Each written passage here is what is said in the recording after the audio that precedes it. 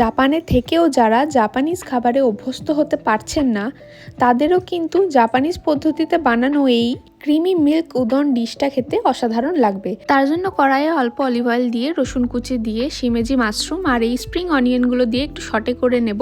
তারপর যেটা দেবো এই 3টে সস, এটাকে একসাথে বলে মেনসুয়ু, দাশি, মিরিন আর শোয়ু মানে হচ্ছে সোয়া সস একসাথে দিয়ে দিলাম। এরপরে যেটা দেব সেটা হচ্ছে এই যে মিশো পেস্ট মানে সয়াবিন পেস্ট, এটা ভালো করে মিশিয়ে নিতে হবে। তারপরে একটুখানি জল দিয়ে দেবো পরিমাণ মতো। আর এখন আমি অ্যাড করছি গোমাদারে। গোমাদারে মানে হচ্ছে সেমি সস, জাপানিজে গোমাদারে। তো এটা যখন ফুটতে আরম্ভ করবে তখন,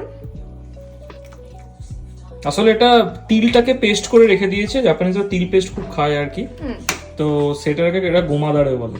এবার লাস্ট যেটা মেশাবো সেটা হচ্ছে এই যে সয়া মিল্ক, এটা মিশিয়ে দেবো এর সাথে।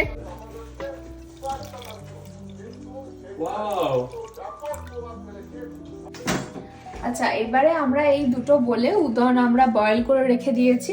তারপর আমরা যেটা গ্রেভিটা বানিয়েছিলাম জাস্ট অ্যাড করে দেব।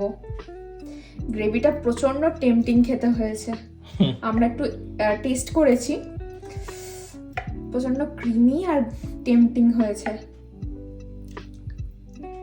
এটাতেও দিয়ে দিই।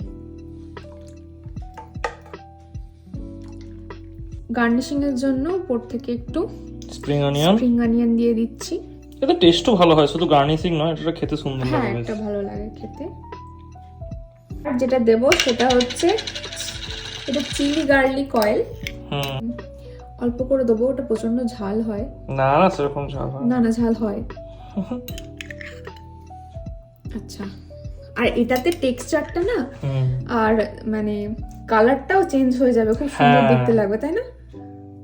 এই যে আমাদের ফাইনালি রেডি হয়ে গেছে, খুব সুন্দর, দেখতেও টেম্পটিং লাগছে না? খুব ভালো লাগছে দেখতে। ঠিক আছে।